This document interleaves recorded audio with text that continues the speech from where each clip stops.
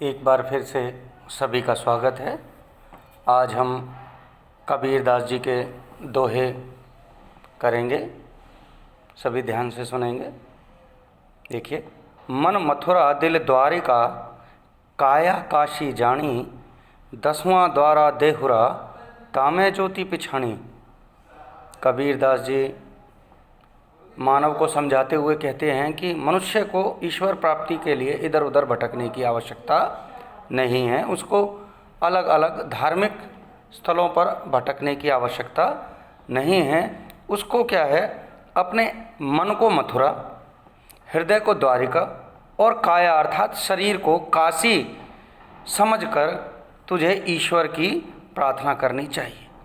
दसवां द्वारा देहुरा, तामे ज्योति पिछानी। देवालयों का ही 10वां द्वार है जिसमें सदैव आनंद टपकता रहता है। उसमें जो ज्ञान रूपी ज्योति विद्यमान है उसे पहचानिए, अर्थात ईश्वर हमारे हृदय में ही है, उसे बाहर खोजने की आवश्यकता नहीं है। कहने का तात्पर्य यह है कि मनुष्य ईश्वर की प्राप्ति के लिए इधर उधर भटकता रहता है। उसको प्राप्त करने के लिए एकमात्र साधन है कि उसको अपने हृदय में ही ढूंढें। कवि यह स्पष्ट करना चाहता है, ईश्वर का निवास अंतर्मन में ही है। इस दोहे में रूपक और अनुप्रास अलंकार है, भाषा विषयानुकूल और प्रभावशाली है, शब्द योजना भावानुकूल है। अगला दोहा, हिंदू मुए राम कही, मुसलमान खुदाई, कहे कबीर सो जीविता, दोई में कदे ना जाए।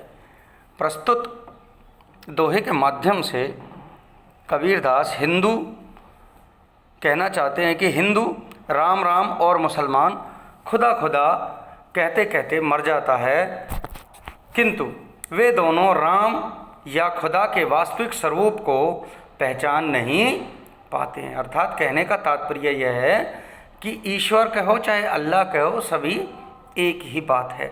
उनका मत है कि वही व्यक्ति जीता है जो इस प्रकार के भेदभाव में नहीं पड़ता तथा सच्चे मन से ईश्वर की भक्ति करता। अर्थात ईश्वर, अल्लाह, वाहेगुरु, जीसस सभी एक ही हैं, ईश्वर एक है।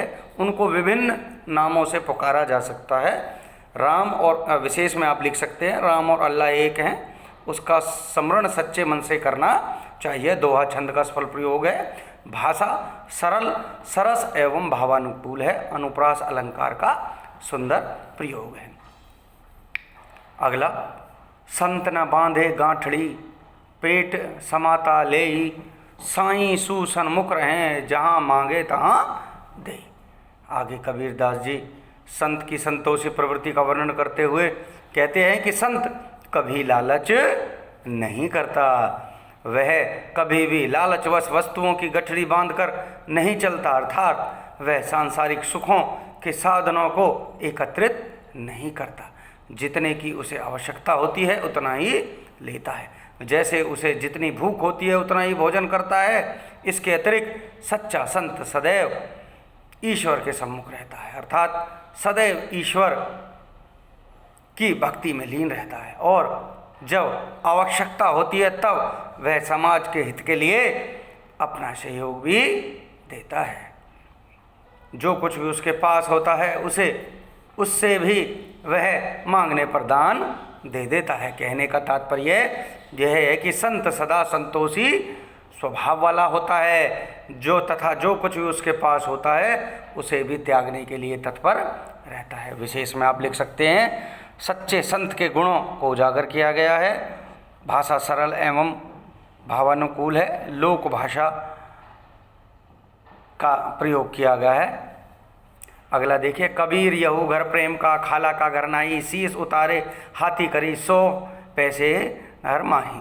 आगे कबीरदास जी कहते हैं, ईश्वर की भक्ति को खाला का घर नहीं है, अर्थात बुआ जी का घर नहीं है जहाँ जब चाहो चले जाओ।